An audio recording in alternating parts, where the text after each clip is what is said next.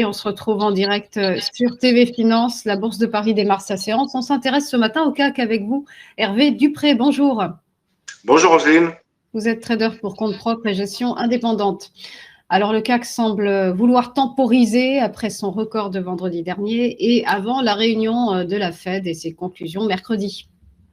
Effectivement, on peut qualifier ça de temporisation, mais je dirais qu'il n'y a pas que la Fed qui peut intéresser le CAC. Alors, c'est une semaine particulièrement compliquée qu'il va falloir décomposer au moins en 3 parties. Donc, d'un point de vue macro, je ne vais pas citer tout ce qu'il y a dans la semaine tellement elle est chargée. Pour aujourd'hui, le PIB est tombé à 7h30 conforme aux attentes prévues. Nous aurons le PIB de l'Allemagne qui influencera certainement les marchés dans une heure. Aujourd'hui, l'important, c'est les sessions de résultats côté US, avec particulièrement ce qui nous intéresse parmi les 7 magnifiques, Microsoft et Alphabet, qui tomberont ce soir après clôture. Toute la semaine est chargée de résultats d'entreprise et de macro.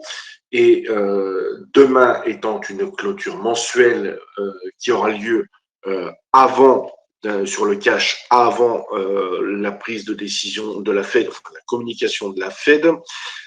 C'est un point important à noter. Et donc, jeudi, on continue avec une ouverture mensuelle d'autres résultats et vendredi, Sanofi, puis on terminera avec le NFP. Ce qui fait qu'aujourd'hui, c'est pas le moment de se surexposer au marché.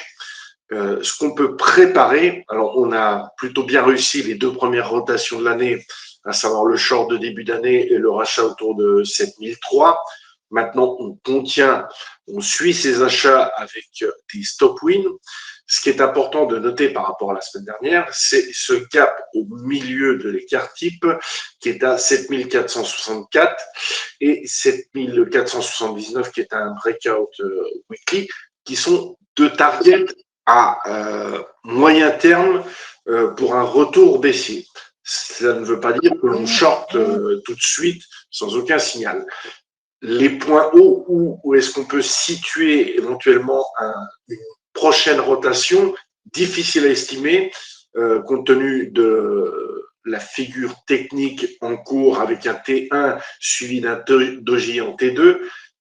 On a possiblement fait le point haut, mais c'est encore trop tôt pour statuer. On peut aller jusqu'à 7722, 7754, qui seront des points intéressants avec des retours de volume, avec une volatilité, éventuellement à travailler en reverse avec les targets cités.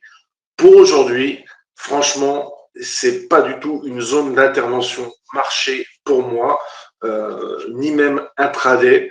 Je suis vraiment en attente de retour de volatilité pour retravailler le marché correctement. Je note simplement les points que je vous ai donnés. Donc, est-ce que le marché va être capable de tenir son ouverture annuelle 7577 jusqu'à la clôture du mois? C'est la première préoccupation. Donc, entre ces grosses bandes que je vous ai données, à savoir 7464, 7754, je vais m'intéresser particulièrement aujourd'hui aux 7597. Voir si le marché a une capacité à maintenir une pression haussière en attendant les résultats et côté US et la Fed pour aujourd'hui et demain. Voilà ce que je peux vous dire. C'est plutôt très difficile d'intervenir et à l'achat et à la vente. Ça fait partie des moments de marché où on n'est ni dans un sens ni dans l'autre. Merci beaucoup Hervé Dupré pour votre analyse et j'ajoute ce matin que le CAC a ouvert en légère hausse actuellement, plus 0,17%. Merci, belle journée à vous. À suivre après une nouvelle pause, les Market Movers de Mathieu Driol. À tout de suite.